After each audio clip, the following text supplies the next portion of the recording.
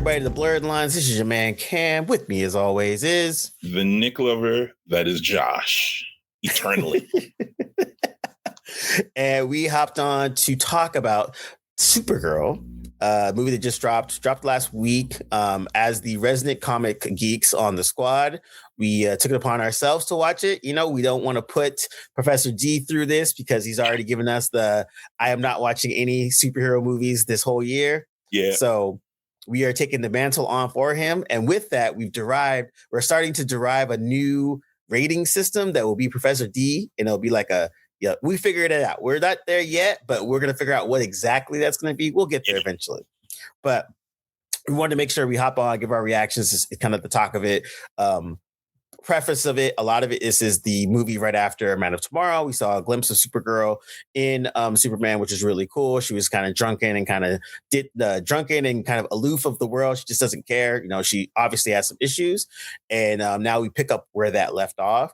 From a outside overhyped thing, there's the it's whack. There's the everyone else is misogynist. It's a flop. So there's a lot of hoopla around it. So we wanted to make sure we got to watch it first before we can get to the hoopla and then add to it or subtract from it. So now I get a nice little preamble. Josh, you saw it. What did you think about it? Well, it was fine. I thought it was fun. It was enough of a departure from Superman to be its own thing. I think she will end up being a great foil and complement to how Clark is portrayed in this iteration of the DC universe. I mean, there were little things that took away from it from me as well, and I'm sure we'll get into the negatives. We're doing the positives first. Yep. Yeah, I thought first of all, Millie Alcock is a star. There's nothing to discuss there.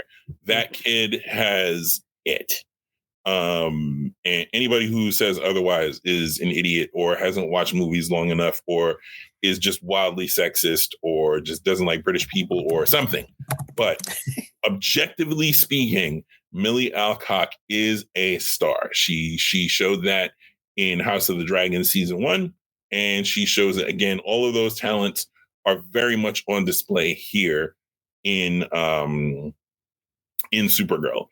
As far as the actual characterization of Supergirl is concerned, I thought it was fine. I thought it was fine. I thought, I don't really have.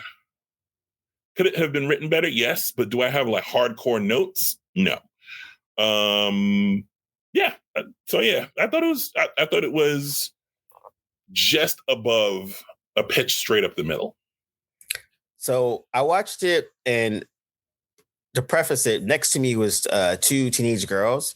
So nice. When any like good superhero-y moment came, they were squealing and like thoroughly enjoying it. So that probably tainted my view of the movie because again, this movie it is for comic book fans, but it is reaching a certain demographic, right? And they were in that demographic. So like all the parts that you would think that they would like squeal and be like excited about or that kind of a thing, they were all in. It was 2 girls. It was awesome to have. And honestly, that probably helped my watching thing. It was because because it was 4 of them and they were really enjoying it. And then so I think on the positive, casting wise, yeah, Millie off. She killed it. That was fun. I liked her portrayal of Supergirl. It was a good balance of kind of just like, I don't care. I'm kind of damaged, but I also want to be a little bit better. And I thought she did a good playing of those nuances. That part was good.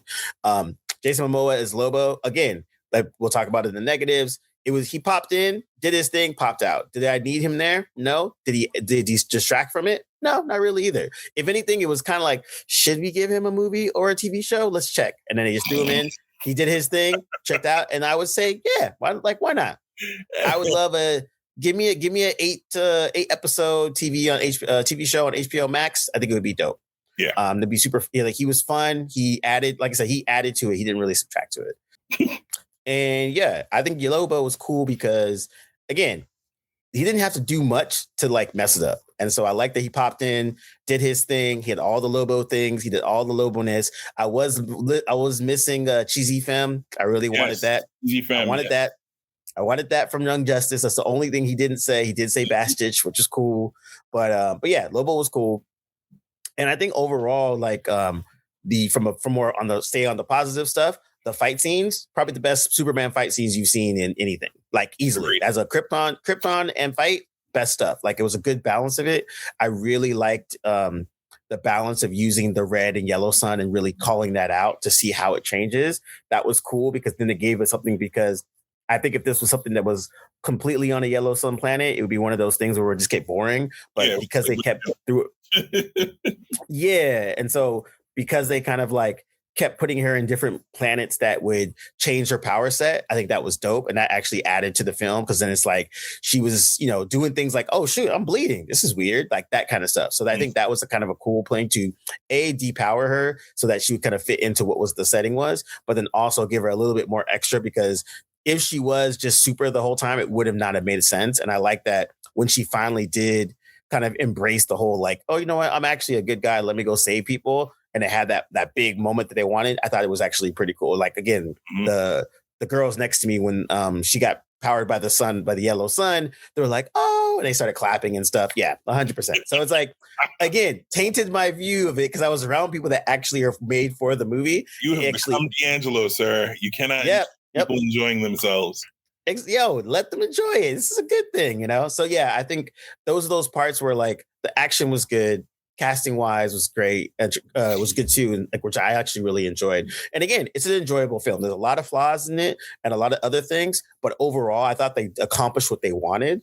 But when I left, I was like, oh, okay, not horrible, not great, but it was fine. Yeah. And I watched it on matinee, so I didn't feel like I wasted money or anything like that.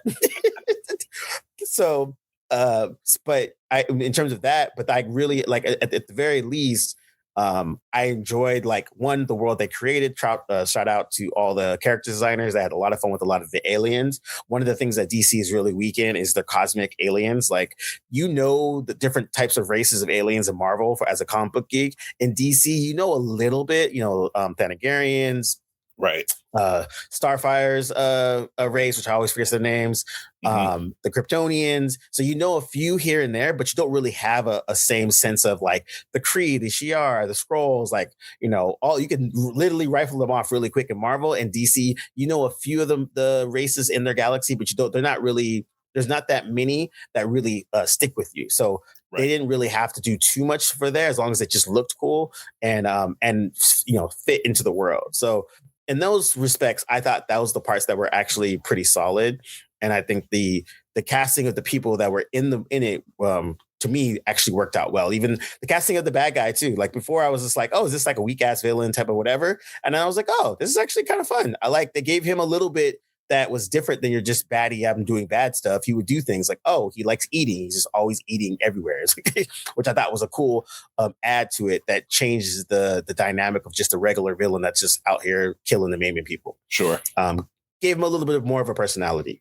But so those are my more like positive things. Now we can get to the bad parts. Okay. So off rip, the dialogue was so bad. If you were not Supergirl, Lobo, and just them. Oh, and her parents. I don't know. Everyone else is just cheesy and just weird forced dialogue. Yeah. I didn't need a 7-minute monologue in Kryptonian. That was weird. It probably would have hit more if it wasn't, but it was, again, I know what they were trying to do, but at first I was like, oh, this is kind of cool. And then when he just kept going, I was like, oh, we're doing this all in Kryptonian. We're not going to do a little wavy part to get it into English so we can get more into it. That part was just it really just took you out. I thought, from another negative standpoint, pacing wise, it was kind of a little all over the place in terms of just like, what are you doing? The audio was a little like, again, I'll let you go more on that part. So in scene, I was going to comment on the pacing actually. So in scene, the pacing worked, but scene to scene is where the pacing sort of was just like, fast paced here and then lower paced here and then fast paced again, and not necessarily for action sequences, but there were things. It seemed like editing wise, they were just moving things along in some spots and then sort of slowing things drastically down. Yeah, that herky jerky sort of in out approach to both the editing and the writing, it seemed really sort of, I mean, you're kind of tying the video editors' hands in that respect when you have that sort of pacing from, this scene is going to be really slowed down and then this one is going to be hyper fast. You're really sort of tying the editor's hands. Really, the editor can only do so much to speed things up or slow things down in scenes that are too fast or too slow. So in that regard, I definitely did notice like a bit of a stop, start. It made it, I think it took me out of it when I was enjoying it. I'd be like, oh, this is dope. Boom, boom, it's going. Or even if it's a story beat or we're seeing more about Krypton, or we're even seeing more about the Bottle City, which I always forget the name of the Bottle City. Kandor. Right. So so they kind of did that as a piece. And so that kind of took me out of it. Cause like I said, I enjoyed the pieces of showing more of Krypton and what her life was prior to the blow up, because she was actually alive for it. And then seeing that she got to grow up in a hole in Kandor and all of a sudden they shoot her out. So that part was cool. But then the way it was kind of structured out through the movie, it got, like I said, it's so disjointed that it just messed up your flow. Like once you started getting into, you're like, oh, this is kind of, oh man, okay. So this is the part where we're in an exposition, and this is the part where Professor D gets a little mad. It's like, oh, we're just gonna tell everybody what's going on. Yeah. I would say the other neg on my end was it's the sidekick. So I think they intended the Ruthie character, which is played by Eve Ridley, as the catalyst for the plot, right? To move her along and move the whole story along. But for me, honestly, like she didn't add anything to the story. Like you literally could have plucked her out and made the whole story about crypto, and this could have been Supergirl / John Wick, and they could have John Wick the whole thing. What, you did something to my dog? I'm going to kill you. And that's literally the rest of the whole movie. And I think that probably would have worked better than having this kind of a useless side character that is saying a couple lines. And again, I say it's sad to say useless, but it's like her family gets killed. This bad villain is responsible.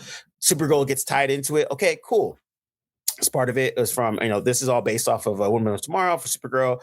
But in the movie, when they translated it, they didn't do much with that character to warrant her be there. So every time she was on screen, she was essentially a liability for Supergirl. Well, and I think the thing that would have made all of that liability worthwhile is if they stuck to the ending of Woman of Tomorrow. Yes. Because I'm going to spoil it for you. So turn your eyes away, children, if you don't want to know how it ends. But yeah, at the end, basically in the book, the kid is about to kill Krim, and Kara is the one who convinces her, like, nah, don't do that. It'll scar you forever. Same as it goes in the movie, except Kara turns around and kills him instead of the kid in the movie. And that kind of cuts against Kara as a character, just in general. Yep. And then B, kind of makes the kid like, well, if in the book, as I remember it, she's supposed to sort of, the whole point is to sort of, Kara's listless and borderline suicidal almost. And basically. And so at the end, she realizes the value of life. And so the kid is the one who's, constantly after her to sort of snap out of it throughout the book. And at the end, the whole point is supposed to be the kid is about to sort of cut against the value of life. Kara has lost the meaning of life. And at the end, she's now the one who has to, the kid has spent the entire book sort of getting Kara back to normal. And then at the end, Kara is the one who has to sort of get the kid to not make a bad decision that could alter her life. So it's supposed to, they're sort of playing off of each other in the book. And so having Kara, as cool as it was, it wasn't a bad moment necessarily, but when you cut against that, it makes the kid's whole journey in the movie kind of just, so what was she there for? And it makes it like you didn't have to have her there. Where if he doesn't learn that lesson at the end of the movie, then basically, and so that, and then I think, and I actually agree. I think Kara killing Krem at the end actually is a good juxtaposition between her and Clark, so that it shows that they're actually different. Like Clark wouldn't have done that except for Snyder. You heard me. Mediocre Mayo. I had to give one Snyder cut, at least one, just one. Yeah, just cut in there. Guy's so whack. Salute to you, sir. God. But yeah, I think by Kara doing that, it shows that she's drastically different than Clark, but she wants to be better. And so on that respect, I was like, okay, cool. But it did, like, going back to the Woman of Tomorrow book. And again, we've also had reports that that the screenwriter, Anna Nogueira, I hope I said it right, didn't really read Woman of Tomorrow at all. She got the Cliff Notes version, and then she went off. Yep, exactly. God, so again, come on, man. Can we just get over this whole thing where the creatives don't read the goddamn source material? Can we just stop? Can we stop? Yep. Can we stop? Because I feel like every time somebody gets jammed in there, and that's not to say there aren't some savant creatives out there who can just come in cold and make something out of make good product and good media out of something they haven't really been familiar with. Name two. You know what I'm saying? Like, it's not like you. Yeah. And it's crazy because I'm like, the book it's a quick read. They could have done it in 30 minutes and then been like, you know what? I disagree with this. This is the reason why I did it. But instead, they almost stand on business 10 tones down. Like, oh, I didn't read the source material. You know, this is a story that we're trying to tell. And like, I guess, dude, but if your story is not better than the source material, then you probably should have read the source material. And we've seen this time and time again. And you won't know because you didn't read it. Yep. And it's done, and people do this time and time and again, and it's very interesting. So I think, to your point, if they would have kept it at that ending where the kid actually just goes ahead and kills her, then for me as an audience member, I would have been like, oh wow, the kid was like hope and change, and at the end she was like, nah, fuck this dude, doom, done. And I've been like, all right, well, at least you were there for something. So he's got to go. Yep, you were there for something. Where I think in this one, she represented the audience member because she got to see the journey of Supergirl, be better. And I think another slight that a lot of people were saying were like, oh, I didn't need to see a drunken, superpowered woman. You're trying to figure out her life. And I was like, actually, that's actually the coolest part about the movie. Like, she really is just like, yo, man, I need to go places where I can get away from my pain. Her pain is losing her parents, losing all these other things. So the movie journey of her is, I don't know what the fuck I'm doing. Like you said, borderline suicidal. Let me just get drunk and wash away my problems, to finally being like, you know what? I need to get my act together. And this kid's actually helping me out. So at least that arc for me made sense. Mm-hmm. And so her killing Prem at the end, it almost was like, oh crap. Oh, you actually did it, huh? Okay. So you still are hardcore enough, but you still want to believe in Clark's naivete of how he lives. Right. And I think that part, to me, I didn't have that much of a problem with it, but like you said, by switching that out at the end, it makes the kid useless. And that's why when I was watching the whole time, I was like, yo, this kid sucks. Like, literally, like, it'd be cool if all of a sudden she was a badass, she could fight or something to that effect. Right. But she was literally a liability through the whole literally running around with a sword that she does not know how to use. Yeah, like, why do you have a dope ass sword? Like, it's Chekhov's gun, right? Don't give me the gun. Don't show me the gun if you're not going to use the sword, and then not have the kid be able to use the sword. 100%. Like, I thought maybe I was just, maybe she's going to show it at the end, or there'll be a point where she, like, saves herself, or that part of it. But it almost portrayed it. It almost betrayed the audience, because we were all waiting for her to, like, come out of here and start to do stuff. Yeah. And she did that. Whipping the sword around somehow. Like, my father made swords, but never bothered to teach me how to use one. So I just kind of have it. because it's exactly. because it's shiny. Yeah. And if it was, and in my place, it was like, if that's the case, they could have just made it like a watch, like Kara did, or they could have made a little trinket or something to that effect. But it's like, again, it just, for that character to have this dope ass sword to do absolutely nothing with it was a waste. And so then, of course, they had to use Kara to use it to, kill Krim or whatever. But again, it just so disjointed, that part of it. Also, I would say, the part that, another thing that I would say from a negative part, on top of the plot pacing and all that kind of thing, as much as I like the characters' designs of a lot of the aliens, stuff like that, I can't even tell you what kind of alien is any of the, even in this. They just all cannon fodder. Another issue with not being familiar with the source material. You would put in, if you were familiar with the source material, you put in familiar aliens that are sort of core to the DC cosmic side of the universe. Yep, exactly. Not being able to sort of be able to say, oh, that's Kilowog's race, or that's so-and-so's race, or, what I mean? That's the squirrel, the Green Lantern squirrel's race, or something, something that tethers you, or Starfire's race, who I also not remember. Look it up as we talk about it. But you're 100% correct, because then that would have even gave it more more credence to just like the overall universe, right? Like if I'm watching it and all of a sudden I see Kilowog's race in the background, I'm like, oh shit, Kilowog's race. So when I see him again in Lanterns, boom, I make that connection. Even the Thanagarian, just give me one, just always one person walking around with some wings, like cool. That would help. That would help add that area. But instead, you got a bunch of just interesting and funny, like aliens, but nothing that would really tie or that's memorable. And so now you're just sitting there like, okay, that's cool, but like, who are these randoms? Oh, like, oh, they're tamarines. That's tamarines.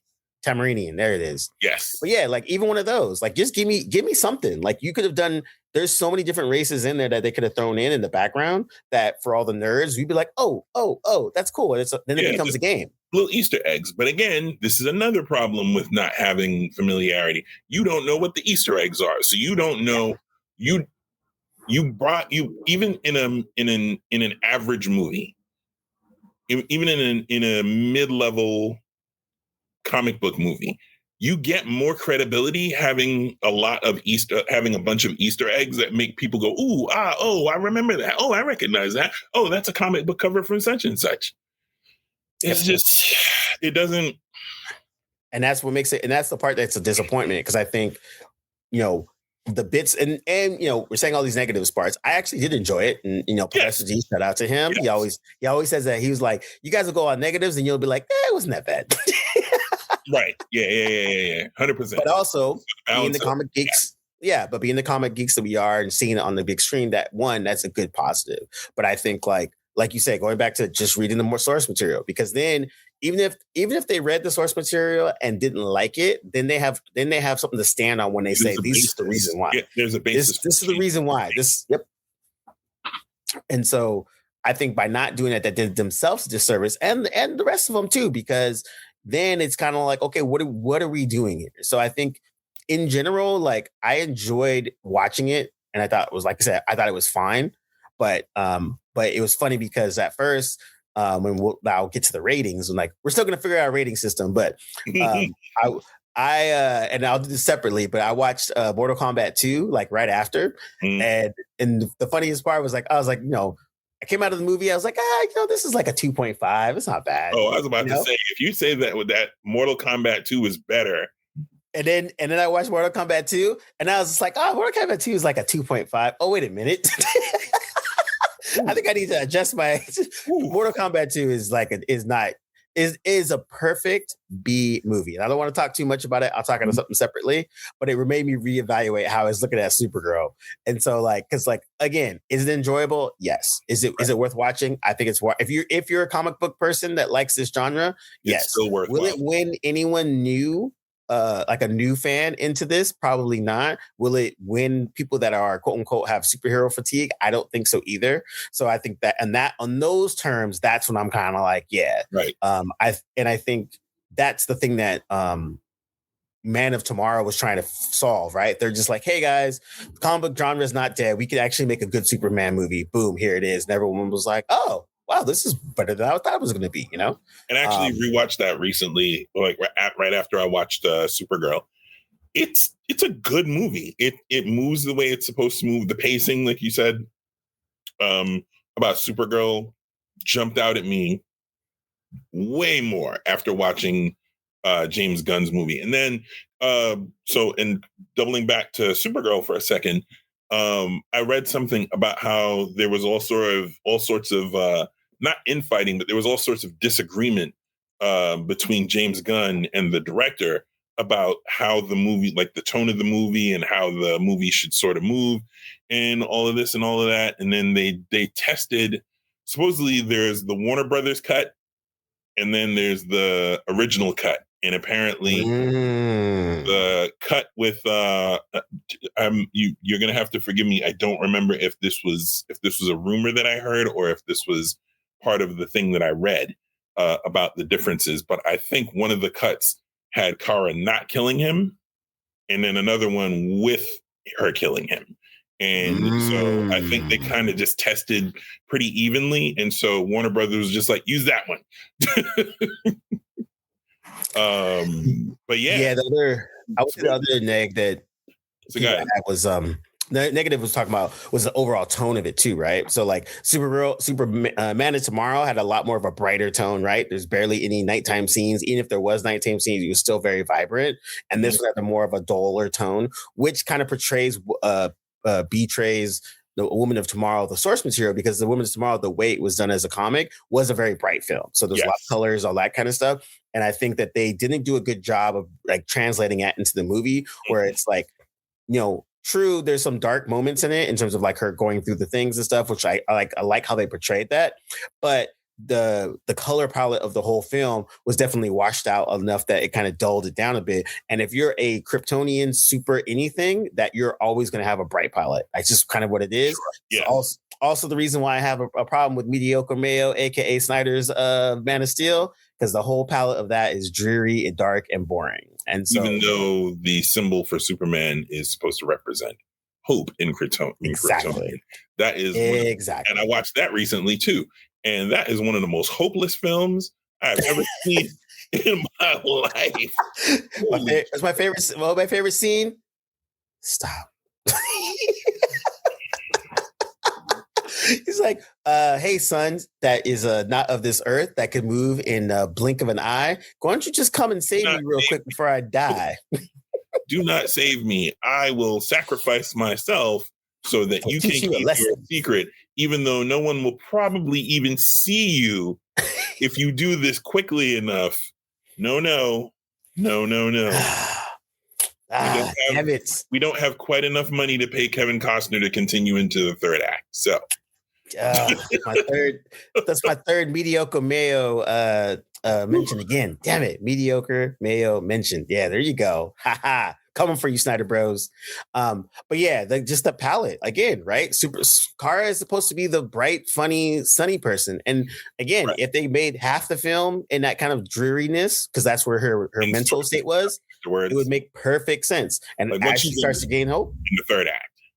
Yeah.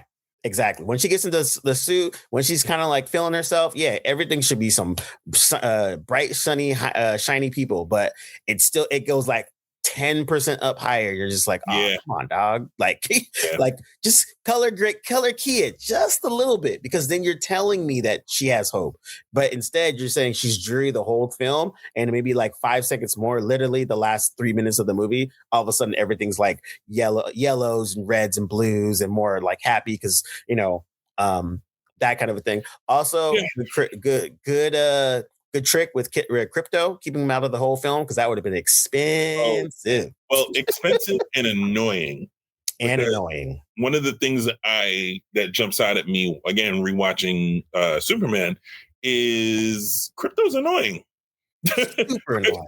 Crypto is a lot. And yeah, you know, like you don't really feel as bad when the engineer, you know, muzzles him. You kind of like, all right, you know, again, no cruelty to animals whatsoever, but also Crypto's a little bit of an asshole, and so you don't really feel that. Like, you feel bad because he's a dog, and because he's been hurt.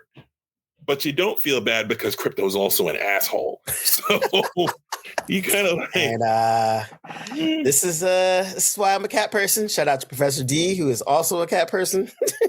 Professor D is the cat person. True. But yeah, you're right. It would have been super expensive to have Crypto through this whole movie. Yes. So smart to just put him at the beginnings and the ends. Great. And also going back to what you said, he was annoying. So it's just another aspect of it.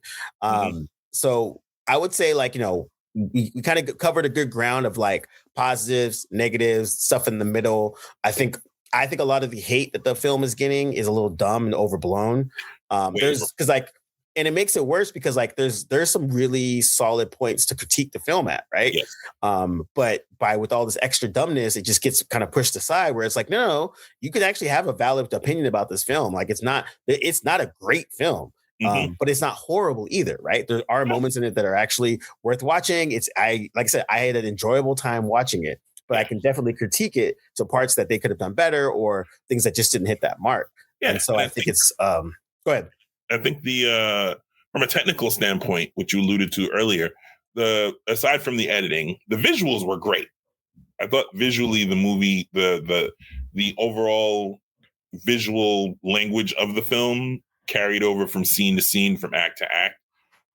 It looked really good. It sounded pretty solid, which is not something I can say about superhero movies in general lately. Yeah, I feel like everybody's kind of selling the audio piece short when you could, like, I mean, back in the day, they had like bangs and zooms like that would take up the whole screen back in the day. So when things happen on screen, you should be able to, like, it should be damn near popping your eardrums. And I have yet to see a superhero movie that really sort of made me go, oh, no, that sounds really good. And this flirted with it, but it didn't quite land the plane. Right, it didn't quite land. Yeah, exactly. I think that's the problem. So I think it's one of those things where I'm like, when the social hype gets over the actual movie, it makes it kind of silly.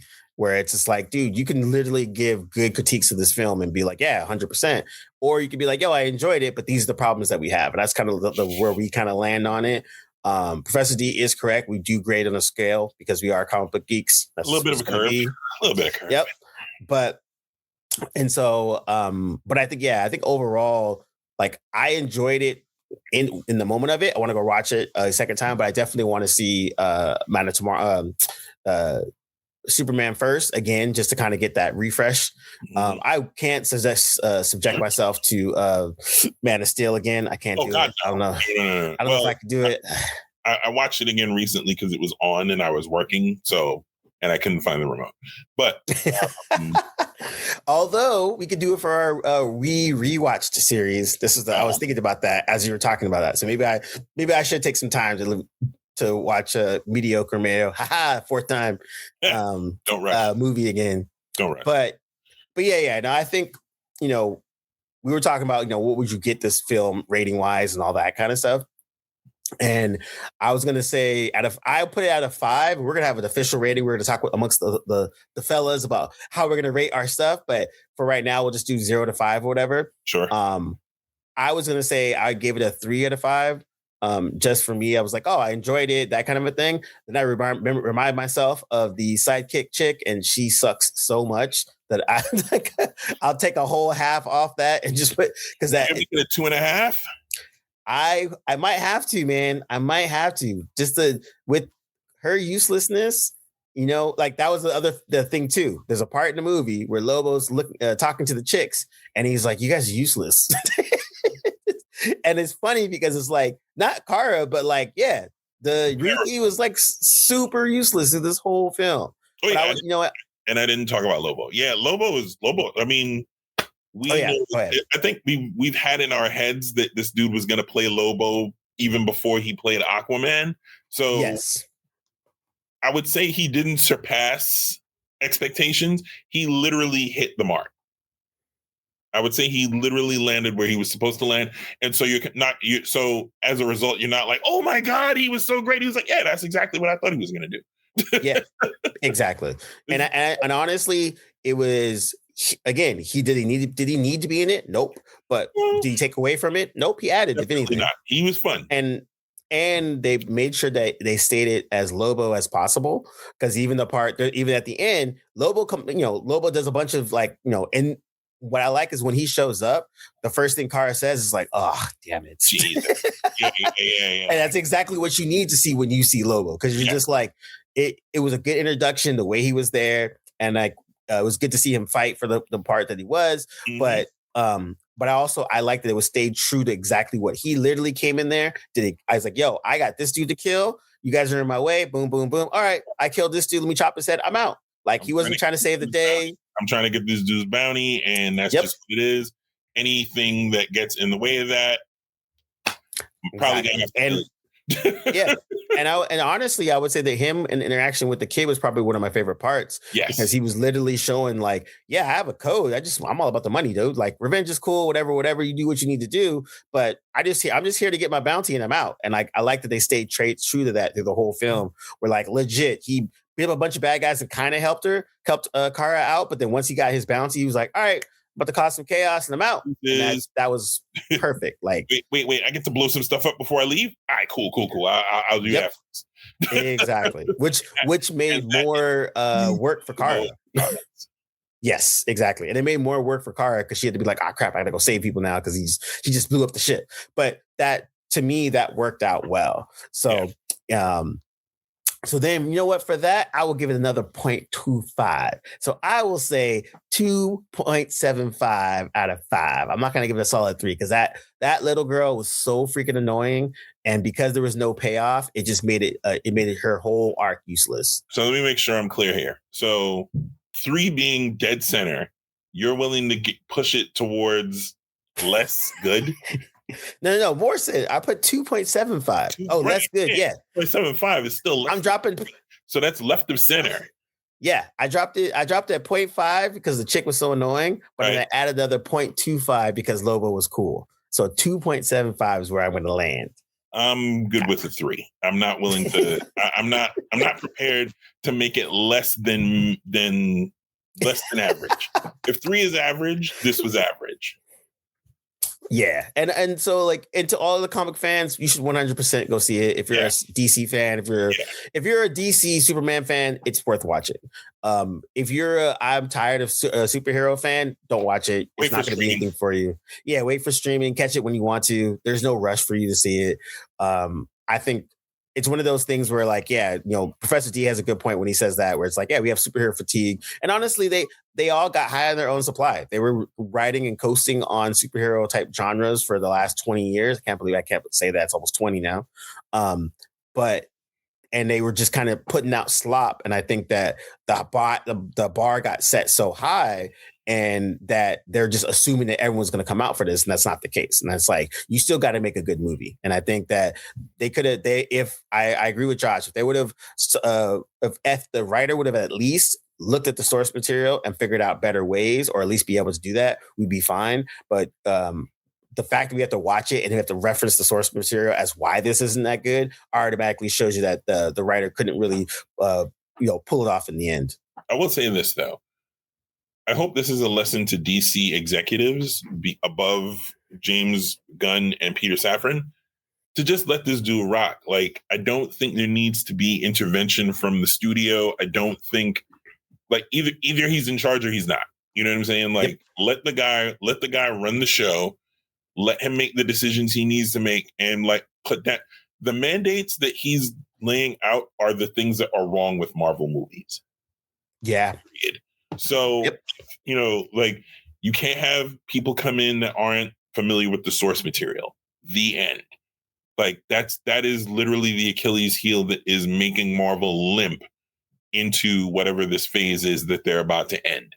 And I think, at the end of the day, if you're not going to be familiar with the source material, what do you like?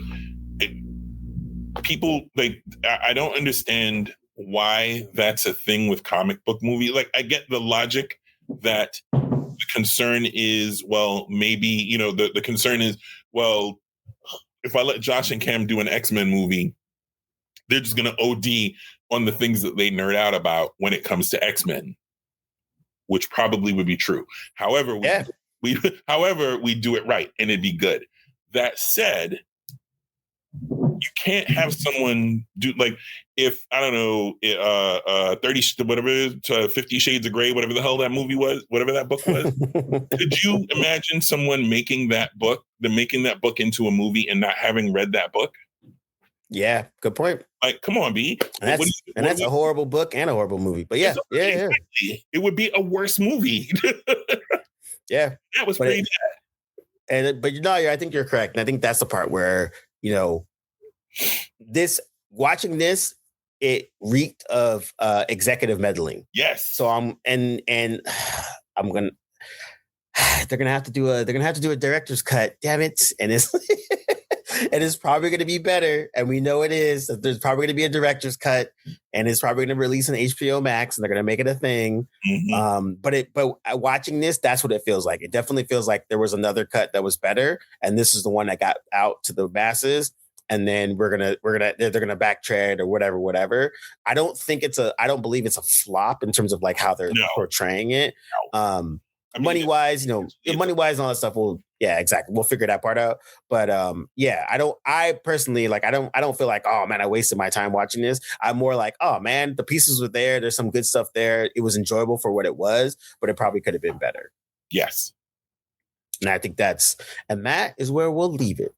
So once again, thanks for rocking with us. Don't forget to like, subscribe, follow, share, tell a friend, all the good things. We'll be back. We'll be talking some more movies, not to mention some more comics. That is coming sooner than later. Promise you that. And other than that, man, this is Blerdlines. About to be a busy summer. So it's going to be super duper busy. Ooh, absolute. We got to talk about that. Oof, that's gonna be fun. That's gonna be really fun for all you DC people. I'm getting back on my DC tip. I'm reading a bunch of it. So we'll make sure we'll talk about that. We'll talk to you guys later. Peace.